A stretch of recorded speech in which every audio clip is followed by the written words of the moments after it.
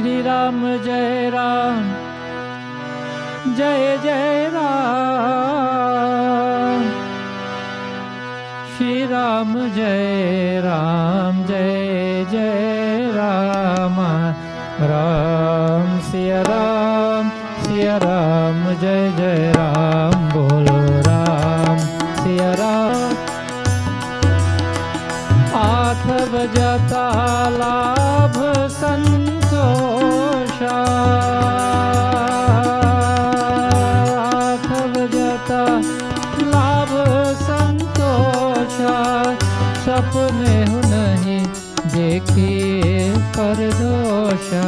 राम सिया राम, सिया राम, जय जय राम. बोलो राम सिया राम, सिया राम, जय जय राम. बोलो राम सिया राम, सिया राम, जय जय राम. सियावर रामचंद्र की जय. Sorry about a little interruption. Like we were saying, that when, all our friends and relatives and everyone we know, everyone who know us, we exchange Happy New Year to each other, and most people mean that they want you to have a Happy New Year. When you wish someone Happy New Year, you also want them to be happy for the New Year. You say the same thing to your spouse, the same thing to your children, the same thing to your siblings, your relatives, your grandchildren, strangers, everyone. We wish everyone a Happy New Year because we want them to be happy. However, what we don't do, not because we have to, but it's not practical that we do, we don't offer anyone a recipe as to how to be happy. We wish them Happy New Year because for some of us that's the most we can do, or that's the most that we're willing to do. We mean that we want them to have a Happy New Year, but that generally never happens outside of an effort by that person who you wish Happy New Year if they want to be happy. Because happiness is a common thing, not among human beings alone, but in all 8,400,000 species of life, the one thing that we all have in common is that we want to be happy, and we do things to ensure that we're happy. So this morning we're going to look at one of a few points. There are many points, there are many things that we can do to become happy. But this morning we'll look at one of them. And as we go on with, Samarpan, we can discuss a few more. The other thing that we do, though, before we go into that, is that we make New Year's resolutions. Most of us, we make resolutions. When the New Year comes, you see, that is why you go to the gym, on the 2nd of January, almost the whole first quarter, the gym is full. You have to wait on your turn. After that, there's nobody in the gym. Go to Mandir, the first Sunday morning of the year. Mandir is full, maybe not this time in pandemic, but normally, the Mandir is full, and come next week is the same amount of people from last year, whether that is 15 or 100, whatever it is. But all the newcomers, they don't keep it up. We make a resolution to start going to Mandir, to start going to the gym, to start doing all kinds of things, and we don't. We don't keep them up. Why? Why is it that we make resolutions and we're not successful with them? Can you count how many resolutions you made in the past whatever amount of years, past 50 years, past 20 years? It has gone to the point where we should now make a resolution to fulfill all our past resolutions, because we make them and we haven't worked upon them. Why? We fail at our resolutions because we don't attach a plan to those resolutions. We just make wild resolutions. We just say words and we say, yes, I plan to do this. I'm really serious. I'm going to do this. You put no plan in place, and so when you make resolutions, when you set goals, all you're doing is that you're setting yourself up for disappointment. And halfway in the year, you're very disappointed. You say, look, another year has gone by and I haven't started going to the gym. So what we need to do is, sometimes we make 3, 4 resolutions. We have to reduce those goals, reduce those resolutions. Keep them down to a few important ones only. Work hard on those important ones and try to accomplish them. Don't make 5 resolutions or 10 and you can't stay up with even one. Make a few that are very important to you. I've used this example before. One resolution is that, okay, this year I'm going to wake up earlier. You want to wake up, instead of waking up at 6, you want to wake up at 5. So, okay, I'm going to wake up at 5. You're going to go to bed the normal time. You're going to eat the normal time. You do all the things you normally do, but you want to wake up at 5. It's not going to happen. It will happen on the first day, and from the second day, you're waking up at 6 again. Why? Because there's no plan attached to your waking up at 5. You have to have a plan. You have to study it, get all the information that is available to try to help you through it. So if you're going to wake up at 5, and let's say you used to wake up at 6, so you went to bed at, 10 o'clock. So you sleep for 8 hours. I'm not saying you should sleep for 8 hours. I'm just using these numbers as an example. Now, if you want to wake up at 5 and you think that you need to sleep 8 hours because you can't function if you don't, then what do you have to do? You have to go to bed at 9 instead. Not 10, because you need 8 hours sleep. So if you're going to go to bed 9, what are you going to do? We watch television, we go on our iPads or laptops, we go on all these gadgets that emit, blue light, and it fools the brain that it's daytime. And so when you go to bed, it takes longer for the brain to get acclimatized to the darkness for you to sleep. The sleep professionals would advise us that we should power down our gadgets 1 hour before going to bed. So that's something that has to be in our plan. We cannot be on the iPad until 9 o'clock and then walk into bed. You wouldn't sleep. So we have to power down at 8 o'clock, put away all our gadgets and try to relax, try to calm down. Do some meditation, whatever you need to do. So if we're going to calm down, if we're going to power down at 8 o'clock, that also means that we have to have dinner earlier, to go on our iPads to spend 1 hour, to power down an hour before, to go to bed. So it's a whole plan. Everything in life that you want to accomplish has to be attached with a plan. If not, you'll fail. So all these resolutions will fail if we don't have a plan. Right? Another thing that we have to do if we're going to sleep is very important, and most people mentally think that, if coffee is in their system, they will not be able to sleep. Coffee is when you drink a cup of coffee, it's in your system for 24 hours. But coffee has a half-life, according to sleep professionals. Coffee has a half-life of 8 hours. So if you're going to go to bed at 10, then you have to subtract 8 hours from that. Right?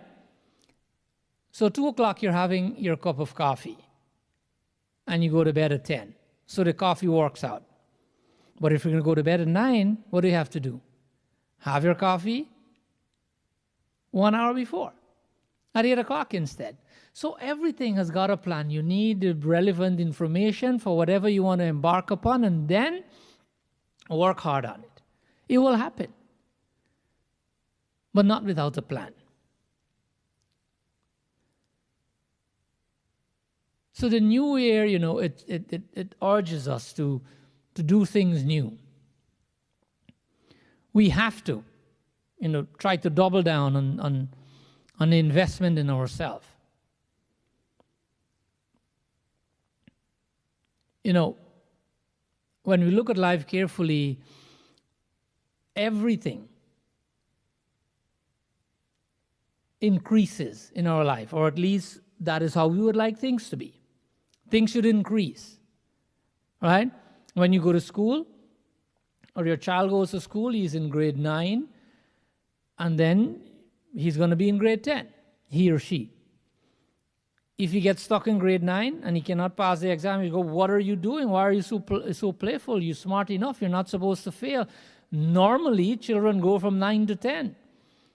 But you're still in 9 for a second year. What are you doing? When you're going to work and you're working for this company, you do the same thing over and over and over for so many years, you're expecting a promotion. You're expecting a promotion because you want to be at a higher level. If not a promotion, you're at least expecting an increase in salary, because your salary should be higher. You've been working there for such a long time. The other thing you want to be higher is that you're working so hard and you're putting your savings in the bank, and at the end of the year you want to watch and you want to ensure that your bank account, the balance is increasing. It needs to be bigger. It needs to increase. You go to the gym. You work so hard, you're lifting weights. You're not expecting your muscles to get any smaller. You're expecting them to get bigger. You're putting more money in your retirement fund because you want that to be bigger. Everything is an increase in life. We want to move up in life. If not, we may conclude that I've worked this whole year and I've seen no increase in all those things I mentioned before. But here's the question. We have increased in all those things. We have improved in all of them. We're happy about them. But have we grown? Have we increased? Have we improved in our spirituality?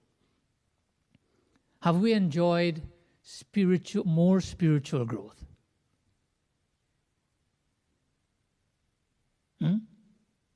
Did we? Did you answer that question? Aren't we focusing on growth? Don't we want everything else we do in life to grow and to increase? How about our spiritual practices, our spiritual understanding, reading the scriptures? You know why that is important? Because as we celebrate the new year, we should also be cognizant that the one thing that didn't increase, as the number in the year from 2020 to 2021, as the number increases, the time that we have to spend on this earth just decreased by 1 year. Whatever our lifespan is, now we have 1 year less to live. Are we willing to look at life like that? Or we think that's negative? It's not negative. It's realistic. It's helpful. It would help to do things that you've never thought of before. It would help you. It will propel your spiritual growth if you think that now I have 1 year less to live. It's a strategy that we should use. Scriptures tell us that. We can read that kata another time. That every day we wake up, we should have this understanding that God has blessed us with a new day. You can look at it as another day to enjoy, or you can look at it as one less day in my life. And this life, as whatever your name is, as John or as Sharma or as Singh or Parsad, you have whatever your name is, Ramesh, Satesh, you have 1 day less to live as John.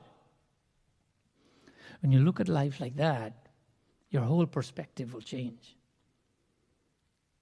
You'll grow spiritually very, very quickly. Look, in the US alone, in less than a year, 20 million people have contracted coronavirus. Just in the US.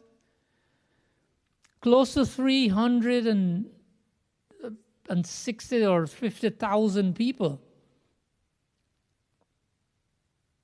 have died.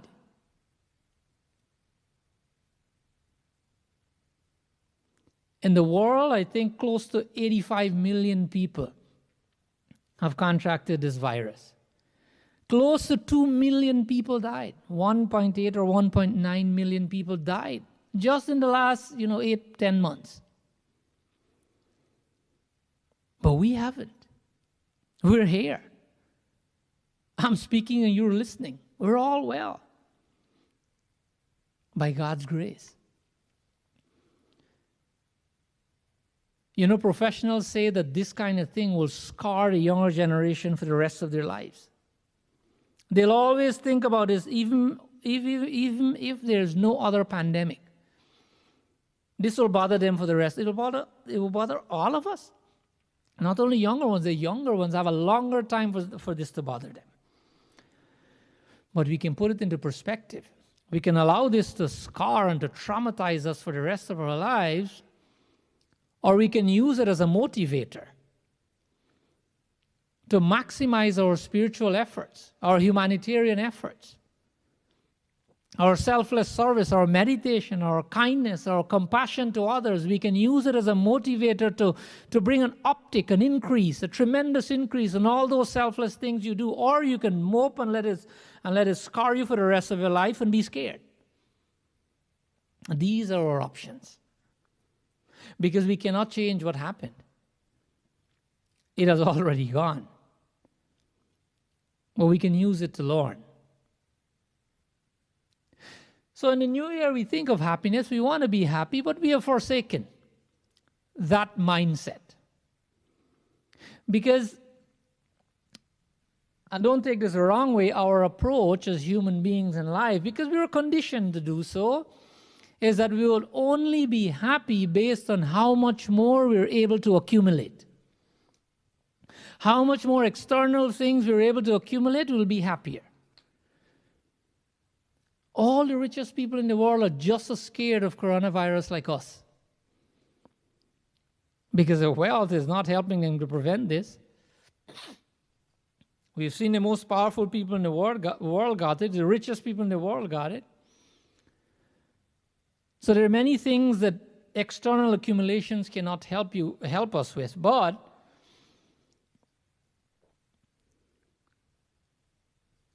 we can use this to motivate us. But we're of the opinion that we can only be motivated and be happy and be fulfilled if we accumulate more things from the outside. Now, is this statement 100% true? Let's find out.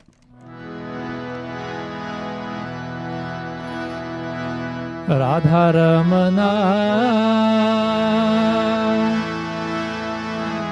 Radha Ramana,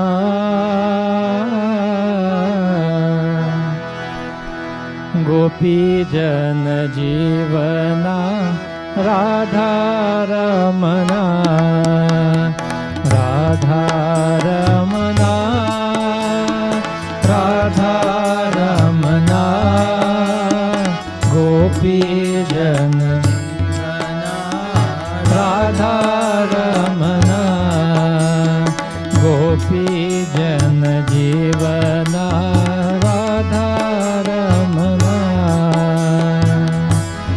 Yada pridabhyam briyavam Hiranyam Pashava Striyah Naduhyanti Manaha Pritim Punsah Kamahatasya Radha Ramana, Radha Ramana, Gopi Jana Jivana, Radha Ramana, Radha Ramana, Radha Ramana, Gopi Jana Jivana, Radha Ramana, Radha Ramana, Radha Ramana, Radha Ramana,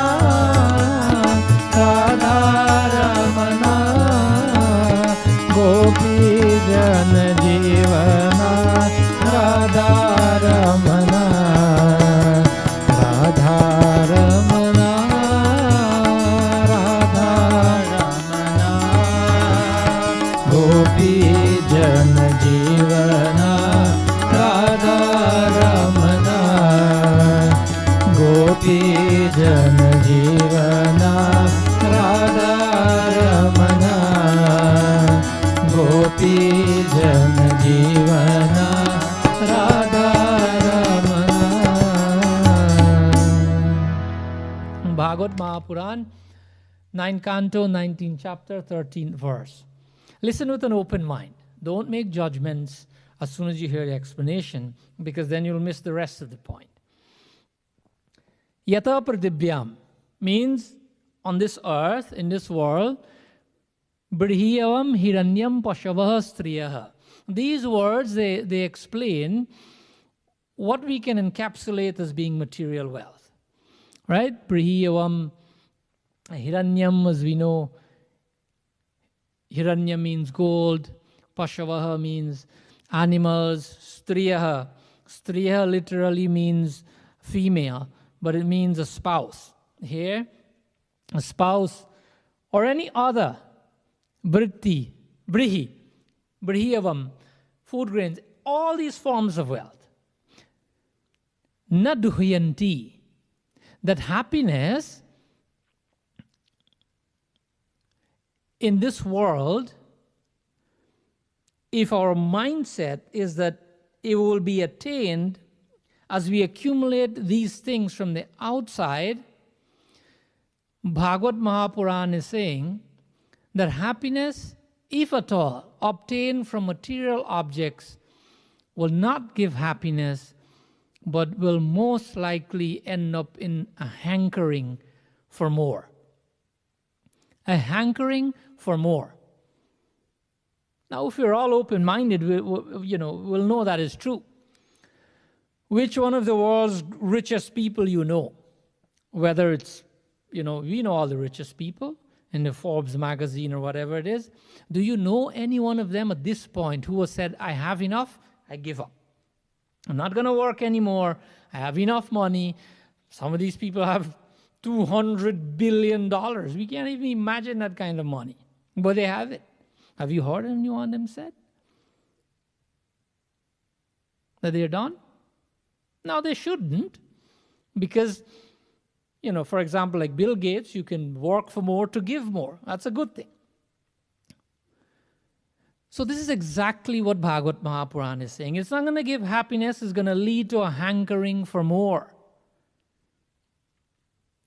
But as human beings, we generally prefer not to hear these inconvenient truths. We prefer to think that the more we accumulate, the more we'll be happy. We would like to think that happiness is determined by or limited to the external acquisitions. There are other examples that we can look at. A few weeks ago we mentioned a Hollywood star, Jim Carrey. The quote I was telling you about, he says, we know him, a very successful Hollywood comedian, movie star. He says that, I think everybody should get rich and everybody should get famous and do everything that they always wanted to do, all the things that they ever dream of doing, so that they too can see that is not the answer to life. He's enjoyed a lot of fame, a lot of wealth. Bill Gates, I think he's the second wealthiest man in the world right now. He says money has no utility. That's proof number 2 of the verse, Bhagavad Mahapuran. But there are so many things that we think of. Cameron Russell, a model for more than a decade in a TED Talk, says that looks are not everything. Believe me, I'm a model. So looks, material wealth, fame. According to what Bhagavad Mahapuran is saying, these things don't necessarily give us happiness, and these very people who are living these various forms of abundances are saying the same thing.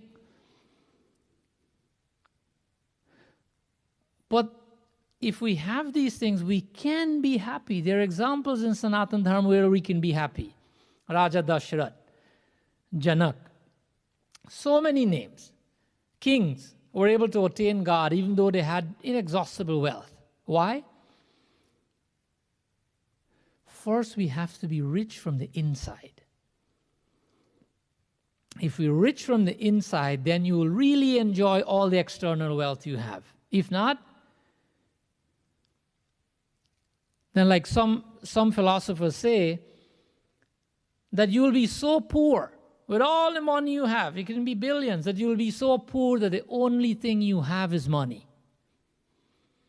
We don't want to be in that position. We want to be able to enjoy what we have. But we have to be rich from inside first. If you're only rich from outside, you can be the most popular conjuice. And your life would be a terrible one. Because you haven't learned to be rich from inside. Helen Keller, who became deaf and blind as a toddler, after an unidentified illness, no one could have cured it. She wrote that when one door of happiness closes, another door opens. But often we as human beings, we look so long at the closed door that we do not see the one which has been opened for us. What does that mean? It means that we're looking so much on the outside to a hankering for more, that we have forgotten what we have to appreciate it. So how is it we're not finding happiness, or how to find happiness? Scripture tells us, this is a long mantra, but I'll quote just the first 3 words. Anando brahmeti vrajanat. This is Taittiriya Upanishad, chapter 3, verse 6. That happiness, Anand, at this point in time you're going like, I've heard this 1,000 times. It makes no sense to me. Where will I find God? How can I find God so that I can ask Him for some happiness? And we seem to drop it right there. Where do we find God to be happiness? Well, here's a good place to start. Ishvara sarva bhutanam hrideshi arjuna tishtati brahmayan sarva bhutani yatra rudani mayaya. 1861 Bhagavad Gita. Bhagavan Krishna says to Arjun, Ishvara sarva bhutanam hrideshi arjun tishtati. I live in the region of the heart of every living being. We don't have to go anywhere to search. You remember Bhagavan Shankar told the Devatas? Hari Vyapak Sarvatra Samana, that God can be found anywhere. But the way to access Him, Premate Pragat Hoi Maija, we can find Him. He lives in our heart. What does this mean? If God is happiness and God lives within, and we've quoted those 2 points from the scriptures, then what does that mean? It means that happiness is within.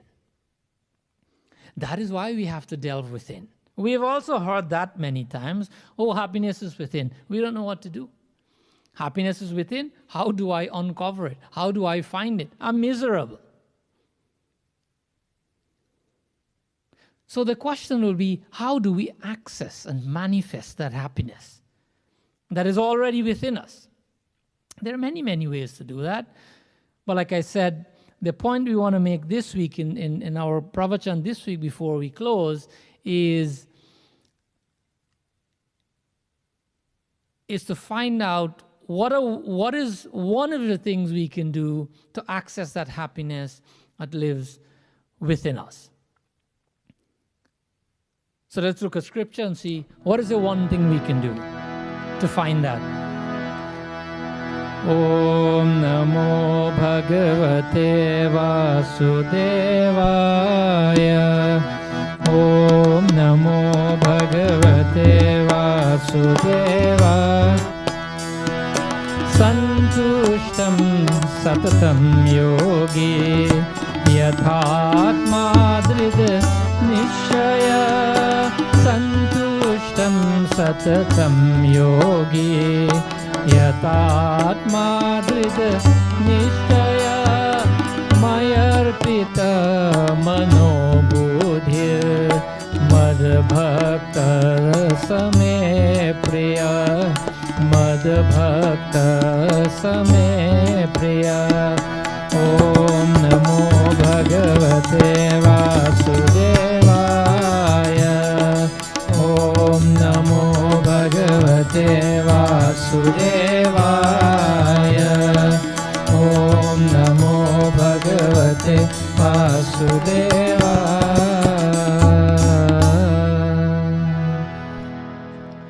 So for for those of us who are interested in how to access it, now we're not going to do any more kind of chanting or quoting from the scriptures. We're just going to discuss this point. So just stay with us and we'll discuss this before we close our satsang today.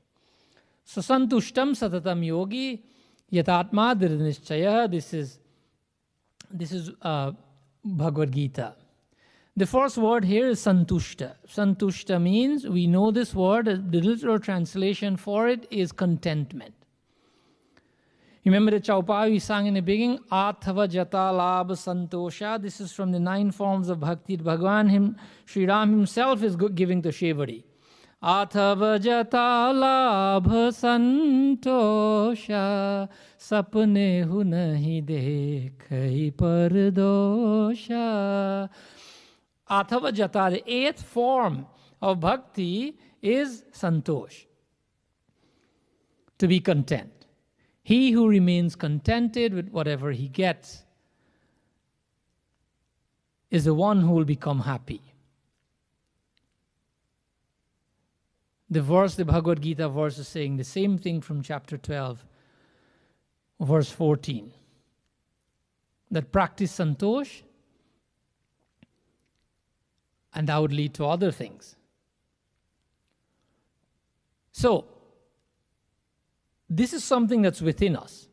We can access this right now, right here, with whatever we have or whatever we don't have. We can access this self-inner fulfillment that we're talking about. Because it's within us. And the scriptures are saying that. But we're waiting to get something from the outside. We keep postponing happiness until we accumulate a certain amount of things and thinking that then I'll be happy. The motivational speaker Jim Rohn says that happiness is not something you postpone for the future. It is something you design for the present. Because we cannot be content if we are not grateful for what we have, santushtam. If we're not exercising gratefulness, if contentment, we will not become grateful for, like I said, for what we have. And if we don't practice gratefulness, we cannot be happy. Now, where did I get that from? If you're not grateful, you cannot be happy? We're thinking that things make us happy. Because the mindset that we talked about earlier is what is important. A mindset of gratitude creates well-being. It creates health, it creates wealth, it creates peace and satisfaction in a person's life. So we can find out here that gratitude is the common denominator here. That you cannot have those aforementioned things without gratitude. Without being contented, if we're content, we'll be grateful. If we're grateful, we'll become happy, because scriptures tell us that. So what we have to do is to make gratitude an attitude, and if we do so, it will determine our altitude. Altitude means how high we'll go, how much we'll possess in life, how much happiness we'll enjoy. That is our altitude, how high we'll go in life. Dr. Robert Emmons, a world-leading scientific researcher on gratitude in the University of California, says that gratitude effectively increases happiness and reduces depression. So we're talking about gratitude, right? This is the one point that we're going to discuss this morning for the next few minutes, to see how we can be happy with the things we have now, or if we don't have anything, or whatever we have right now. That we don't have to seek them from outside, because we've proven from scriptures and we've proven from the people who have those things that it is not the ultimate acquisition, that these are not the things that make us happy. But there is such a word like happiness, and we like to be happy. So how do we do that? Everybody tells everybody Happy New Year. We want them to be happy. They want you to be happy, but we don't have the recipe. So Dr. Emmons says that gratitude heals, it energizes, and it transforms lives. This is a scientist who researched happiness, who researched gratitude. You know, there's a gentleman, when we practice gratitude, that so many good things can come to our lives. There's a gentleman by the name of Brian Acton. And he is an example. You know, he exemplifies gratitude in action. If we're willing to practice gratitude. You know, Brian worked at Yahoo for more than 10 years. And when he applied, you know, later he wanted to do something else, so he applied for a job. He applied for a job at Twitter. He wanted to do something different. He applied at Twitter, but even though he was quite good at what he does, you know, having worked at Yahoo for 10 years, you know, the new thing is Twitter, so I'm going to apply there, but he was very good. He got rejected. When he received the rejection letter, he did a tweet. You know, he used Twitter, and he did a tweet, "Got denied by Twitter." But that's okay. Now that I think about it, it would have been a long commute, and that denial will help me to make applications at some other companies that I admire and I can work at. So next he applied for a job at Facebook. He got rejected again. So you had the tweet, went on Twitter, and he said, "Facebook turned me down." But it was a great opportunity to connect with all these really fantastic people at Facebook that I met there. So he's now looking forward to life's next adventure. You know, being very qualified in this field, he keeps looking for a job. Whenever he gets turned down, he doesn't hesitate, but he puts everything up on Twitter. He's advertising it, and he's showing his gratitude, his gratefulness for the experience he's building up, applying to all these places. So after all these setbacks, he ended up working by himself on an app. You know, in his personal time, he started working on an app, and 5 years later, the same place, one of the places that he got turned down by, Facebook bought his app for, you know how much? $19 billion.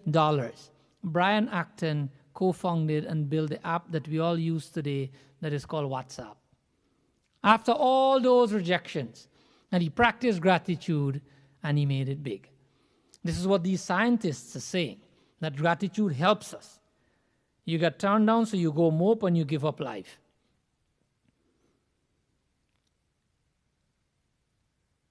UCLA neuroscientist Alex Korb,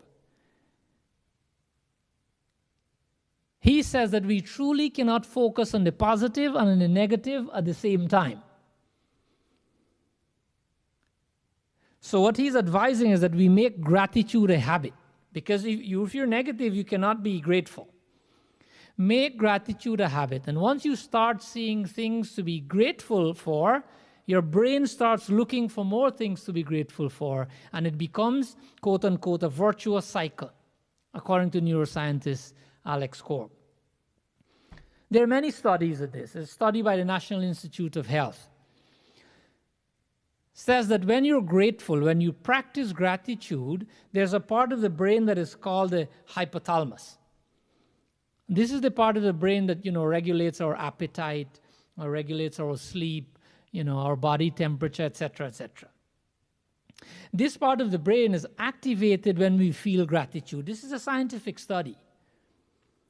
When we practice gratitude, the hypothalamus gets activated, and what does it do? This happens when we perform acts of kindness, and we experience and live gratitude, that it releases a chemical that is called dopamine, this part of the brain, when it's experiencing that. Dopamine is known as the reward chemical. That the brain rewards us by giving us a natural high. Dopamine, it releases dopamine, gives you a natural high. When you get a natural high, you know, it is a similar kind of high that causes people to be addicted to certain things in the world, because they get a high when they do it. When you practice gratitude, you get the same high by a release of dopamine, and what happens? It's a ripple effect. We're motivated to experience this feeling again and again. So we want to always be grateful.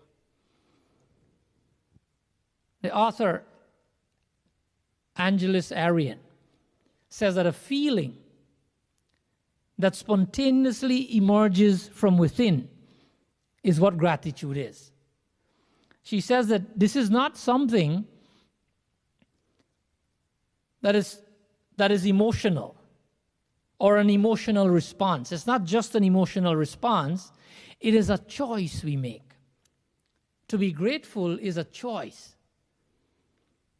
We can choose to be grateful, or we can choose to be what? What's the opposite to that? Ungrateful. It's a choice. We don't wait to be grateful for something. We choose to be grateful. I'll give you a humorous story. A gentleman had twin sons, 2 little boys. He observed one to be a complete pessimist, very negative, whiny about everything, and one to be an absolute optimist. He sees the positive in everything. The only similarity these 2 boys had, however, was their resemblance, because they were twins. But they were different in every possible way. If they're playing music, one will say it's too loud, the other will say it's too quiet. In the same house, the temperature is too cold for one person, it's too hot for the other. They were very different in every way. So the father decided, let me see, this boy is so positive and one is so negative, let me give them a little test. On their birthday, he decided to give them gifts. So he bought a whole bundle of toys and he put it in the room of the pessimist. And in the room of the optimist, he got horse manure and filled it in his room. In the boy's room, filled it with horse manure for their birthdays. The boys went into the room and the father decided to follow them, gave them a few minutes to look around what's happening. So he decided and he visited the room of the pessimist. This room was filled with toys, all kinds of fancy toys. He said, how's the birthday going? Do you like the toys? And the son looked at him and answered, oh my God, Dad, did you actually buy me all these toys? Look how many packages I have to open. I have to go get a scissors. I have to get so many batteries. These things will use so many batteries. When my friends come, which one would I give them? The other friends would be upset. La, la, la, la, la. He started whining. Too many toys. He saw the negative in that tremendous effort that his father made to get him toys. My friends will be jealous of me. All kinds of things. The father went to the room of the optimist, where he only put horse manure. Big, high lump, heap of horse manure. He said, how's the birthday going? Are you okay? He observed that a boy was digging through the horse manure. He said, what are you doing? He answered to his father, he said, Dad, with all this manure in here, there's got to be a pony in here somewhere. So the point is, sometimes positive and negative is just your thinking. You have made a whole room full of the most modern toys into a negative thing, and you made horse manure into a positive thing, because now if there's horse manure, there should be a pony. Author and motivational speaker Zig Ziglar says that gratitude is the healthiest of all human emotions. All human emotions. The healthiest one. By now we've proven that, right?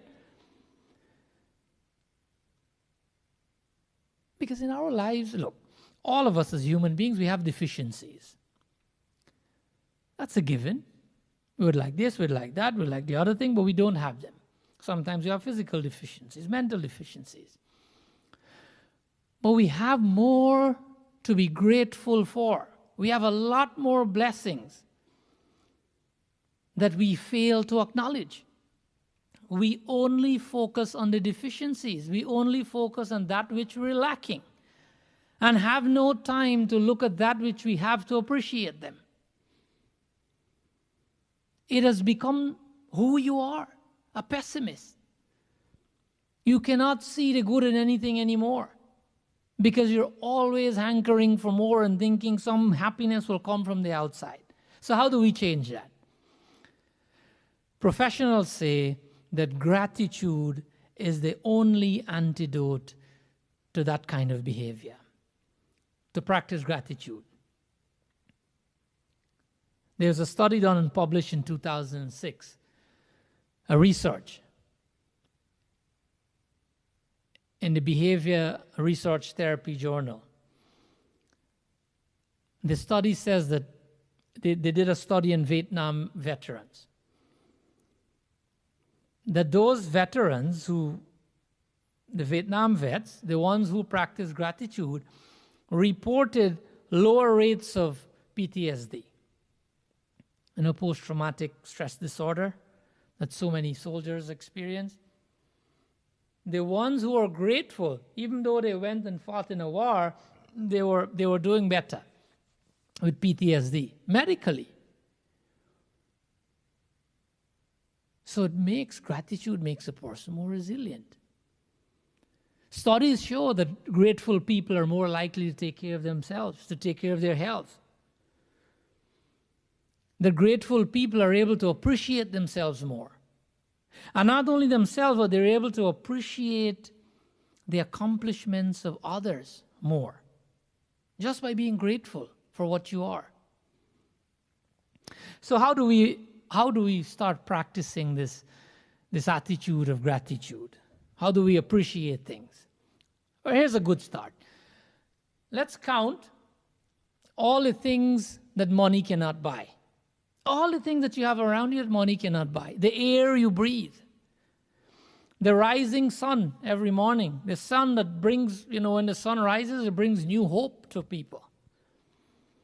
It makes the seeds sprout. It makes vegetables grow, the flowers. Those are not things that money can buy. We can start being grateful for the sun, the sunlight, and the air we breathe. The eyes that we see with, the ears that we hear. The earth that we walk upon. The food that we eat. All these are gifts from God. You cannot do anything. You can buy vegetables in the store, but the money cannot grow it for you. It is the grace of God on earth. These are things to be grateful for. When we go to bed at night, let's appreciate our bed. Whatever it is, if it's you have it for 25 years and the mattress needs to be changed, appreciate it when you go on it. Be grateful for the bed, because there are many, many people in the world who don't have a bed to sleep on. At night, they sleep under the overpass or on the sidewalk. So appreciate your bed. That's a good place to start gratitude.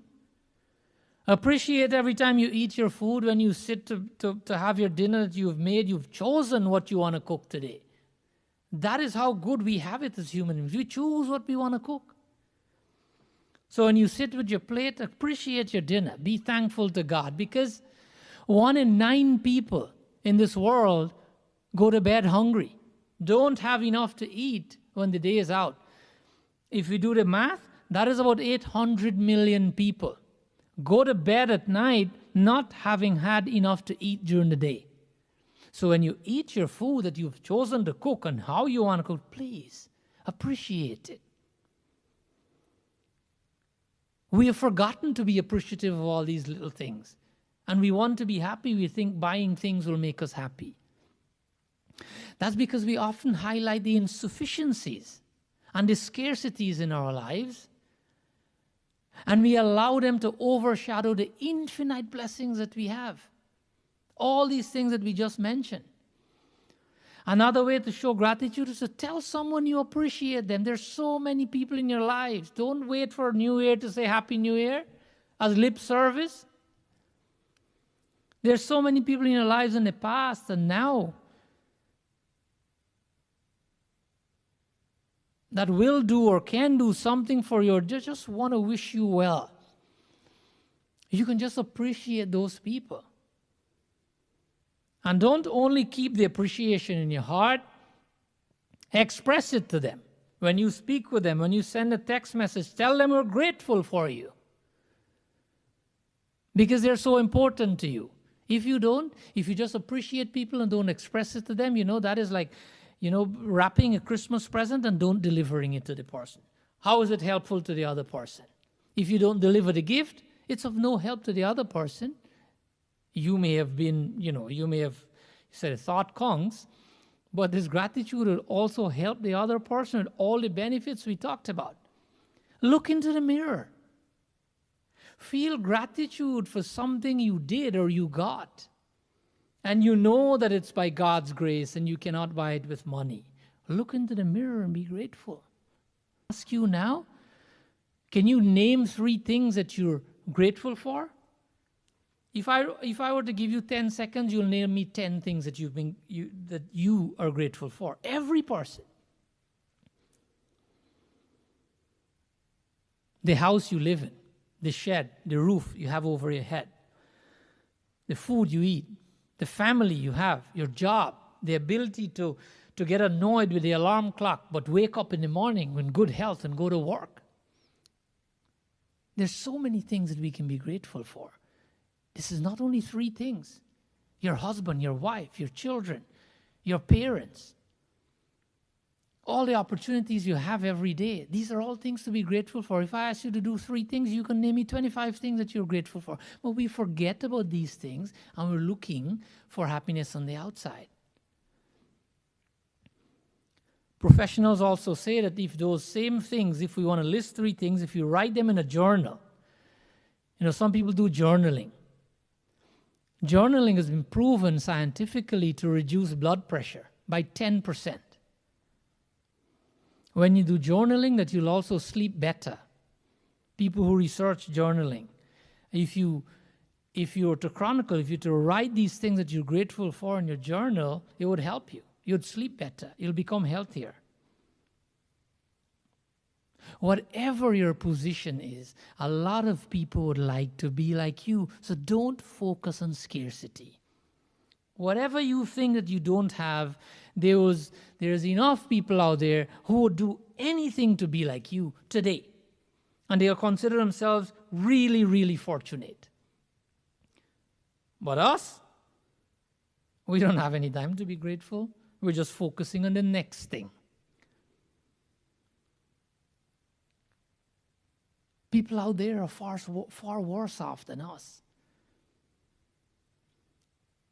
But like I said, if we focus on only the next thing, we won't have time to appreciate the presence that we have in the present. The presence of the present. You won't have time to appreciate them. We have to be mindful of what we have. We have to slow life down because we're looking for happiness.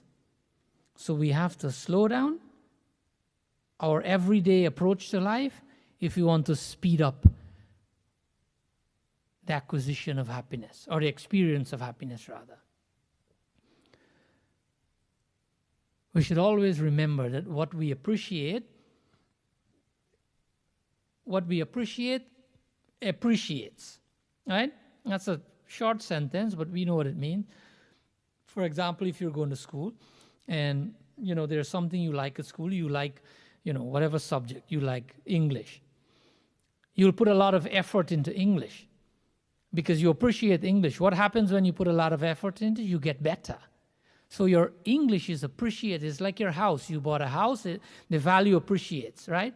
It's worth more money now. You follow some kind of sport, gymnastics. You appreciate it, so you work hard at it and you become so much better. So it appreciates. So whatever you appreciate, appreciates. So let us learn to be appreciative of what we have. Wayne Dyer says, if you change the way you look at things, the things you look at change. It's a little bit difficult to understand, but it is true. If you change the way you look at things, the things you look at change. Let me give you an example before we close our little pravachan today. Let's understand what this means from a story of a couple who resided in a very modest apartment. But they were always unhappy, always discontented. Why? Because they continuously complain. They look at their friends. They measure their lives with the lives of others. That's your yardstick. Whatever someone else has, I should be like that. If not, I choose to be miserable. That's not how you measure life. So this couple always complaining about this apartment. Oh God, look, God is so unfair to us. Look how much He has given to our friends and my co-workers. They have very beautiful mahals, very expensive cars. We have this little apartment. We're so ordinary. God has given us nothing in comparison to our friends and to the people we know. Suddenly, their life took a drastic turn, and the husband lost his job. The wife wasn't working at this time. She chose to stay home to take care of the little baby. And so they end up not having the ability to pay their mortgage for the apartment.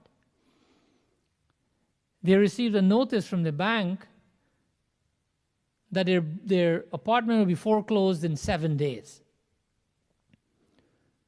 So they go into this depression. They're very unhappy. They don't know where to turn, what to do. They spend their time in gloom and dismay. Until one day, the husband, unexpectedly, he received, he kept sending out resume. He received a letter from an employment company, along with an advance, a salary advance in the envelope. When they received this, they were able to pay their mortgage, to catch up with the mortgage, and they were able to retain their apartment. Instantly, the couple's mindset was transformed. And their hearts were filled with a feeling of abundance, with a feeling of gratitude. The same house, the same apartment that was a source of discontent now seemed to be the greatest blessing in their lives. They were so appreciative of this house, of this little apartment that they have. The point is, when you see through the lens of gratitude, you see clearly. The same apartment, it was a miserable thing for them, a terrible thing for them, and all of a sudden it's the best thing that has ever happened to them. They were able to keep it. Nothing changed with the apartment. The size or the looks didn't change. So we have to clean the lens that we look at things through, and then we'll be able to look at them through the lens of gratitude, and we'll see clearly. The wife came home early one day. She decided to do the laundry. Did the laundry, and in this part of the world, they're hanging the clothes outside. The husband came and he looked at the laundry hanging outside on the lines, and he said, "Honey, what happened to the laundry today? They don't look so clean. They didn't come out too well." So the wife didn't answer. He says, "What happened?" The next week, the same thing happened. The wife came home early. She did the laundry. She hung them outside. And the husband came home. He looked at the laundry outside and he says, "Did you use a different detergent or something? Because the laundry, they look really clean. They're very nice." Because he observed that they look different. So he asked the wife, "How come? What did you do differently today?" The wife said, "The detergent and the process that was used was the same." The wife told the husband that the reason why it's different for you is that last week you didn't clean the windows of the house. So your vision was obscured. Your reality was obscured because you're looking at the laundry through blemished lenses. And that is why the laundry was not clean. It wasn't the laundry. It was the way we look at things. When you change the way you look at things, the things you look at change. So let us look at things through the eyes of gratitude. If we do, we'll solve the root of most of our problems. It will leave us with what? With only happiness. So yes, we can conclude that if you want to be happy, it starts from the inside. It starts from the way we look at things. I'll leave you a quote from Jim Quick says that if an egg is broken by an outside source, life ends. But if an egg is broken by an inside source, life begins. Great things, essentially what this quote is saying, that great things always begin from the inside. So if you want to be happy, start now. It's no different with happiness. Happiness begins from the inside. These are the first of the few points that we'll make to ensure that we can use them and we can start being happy. Because we know now external things don't give happiness, that people who have abundance can still be miserable, but we can have happiness without having anything. So let's use this first point. We'll be discussing a few more points as we go on in the following weeks. Let's use these points to start the experience of happiness, not tomorrow, not today, right now. Vrindavan Bihari Lal Ki Jai.